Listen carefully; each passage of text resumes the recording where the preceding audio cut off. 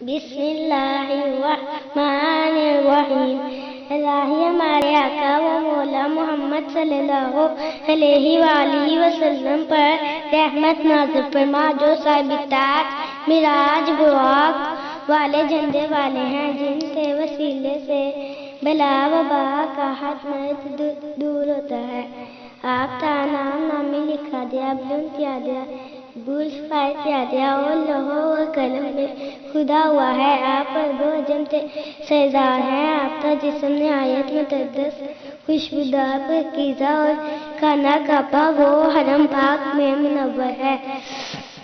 آپ چاشتات صاحب، اندھیری رات مہتاب، بلندیوں تے صدر نشین، راہ رایت نور، مطلوبات جبنا، اندھیریوں تے چراغ، نیتتوات مالی، تمتوں سے بچوانے والے، بے چشو ترم سے مصروف ہے۔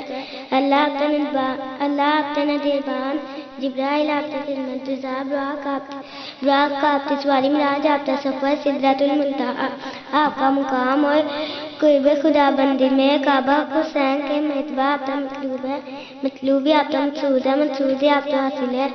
آپ رسولوں تے سردار، نبیوں تے سب سے پیچھے آنے والے، گناہ داروں تے بچوانے والے، مسافروں کے غم خوار، دنیا جہاں تیلے رحمت، عاشقوں تی راحت، منتاشیوں تی مراد، خدا شناسوں تے افتاب، رات اٹھا پر چلنے والوں تے چراغ، مطلبوں تے رہنما، متاجر غریبوں مسکینوں سے محبت کرنے والے، جنہوں سے سردار، حرمین تے نبی، دونوں قبلوں، بیت المقدس و کعبہ کے پیشوا اور دنیا و آخرت میں ہمارا وسیلہ ہے۔